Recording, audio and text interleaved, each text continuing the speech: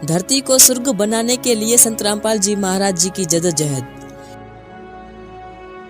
इंसानियत की भलाई के काम के लिए पुराने जमाने से ही अवतारों का अवतरण होता आ रहा है, लेकिन ये कैसी अफसोस की बात है कि ऋषि मुनियों व महापुरुषों व अवतारों की जिंदगी के वक्त में उन वक्त के इंसामिया और अवाम ने उन विद्या बातों पर ध्यान नहीं दिया और उनके अंतर ध्यान होने पर पूरे दुगने उत्साह से उनकी पूजा शुरू कर पूजने लग गए।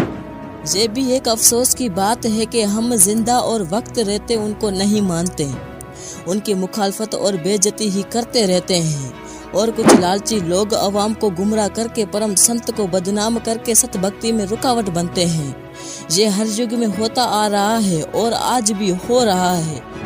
जो महापुरुष हजारों तकलीफों को सहन करके अपनी तपस्या व सच्चाई पर डटा रहता है, उनकी बात कभी झूठ नहीं हो सकती। दोस्तों, सच्चाई पर डटा रहते हुए संत गरीबदास जी महाराज, परमेश्वर कबीर साहिब जी, नानक साहिब जी और श्री राम और श्री कृष्ण जी को भी सजाओं का शिकार होना पड़ा। मौजूदा वक्त में उसी शरीर में संत रामपाल जी महाराज जी परमेश्वर के अवतार के रूप में धरती पर इंसानियत की भलाई के लिए बहुत बड़ा फलाई काम कर रहे हैं।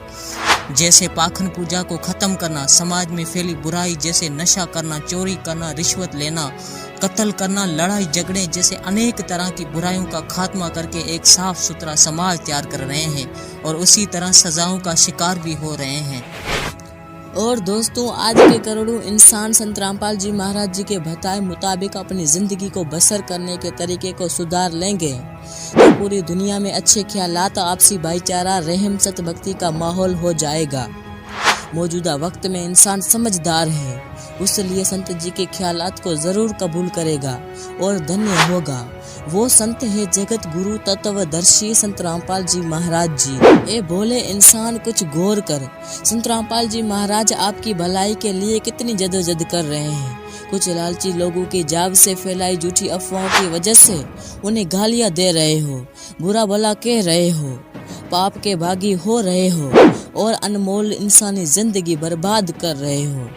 संत रामपाल जी महाराज आपके लिए अमृत रूपी आध्यात्मिक ज्ञान की बारिश कर रहे हैं, जैसे खोजने से भी इंसान हासिल नहीं कर सकता। दोस्तों, संत रामपाल जी महाराज पूरी दुनिया को एक करने के लिए कितनी जद्दोजहद कर रहे हैं, लेकिन फिर भी भोली आवाम इनको पहचान नहीं पा रही है। ये भी बहुत बड़ी भूल है। दुनिया को एक करने के लिए ही संत रामपाल जी महाराज आज जेल में है। संत रामपाल जी महाराज जी शास्त्रों में छुपे गहरे राज को टीवी चैनलों के जरिए, पुस्तकों के जरिए जन जन तक पहुंचा रहे हैं, लेकिन नकली धर्म गुरु जिनको कोई ज्ञान नहीं है, वो भोली आवाम को गुमराह करके संत रामपाल जी महाराज का विरोध कर और करवा रहे हैं। संत रामपाल जी महाराज जी द्वारा पाखंड पूजा का विरोध। जब कोई दुखी श्रद्धालु नकली धर्म गुरु की शरण में जाता है तो नकली धर्म गुरु उनका हल ये करते हैं कि ये तो कर्म का फल तो भोगना ही पड़ेगा, मतलब जो दुख ही किस्मत में वो दुख मिलेगा। जब हमारे दुख ही दूर नहीं हो सकते तो ऐसे नकली धर्म गुरु की शरण में जाने की क्या जरूरत।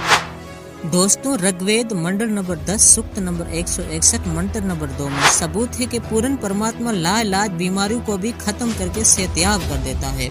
अगर रोगी मौत को हासिल हो चुका है तो भी परमात्मा उसे दोबारा जिंदा करके उसकी 100 साल की उम्र बढ़ा देता है। संत रामपाल जी महाराज जी द्वारा बताई सद्भक्ति से परमेश्वर से मिलने वाले फायदे होने लगते हैं। जैसा हमारे ग्रंथों में लिखा है, हर तरह की तकलीफें दूर होती हैं और घर में सुख शांति होने लगती है। आप सभी से विनम्र निवेदन है, जगत गुरु संत रामपाल जी महाराज जी से मुफ्त में नाम दीक्षा लें और अपनी जिंदगी सफल बनाएं।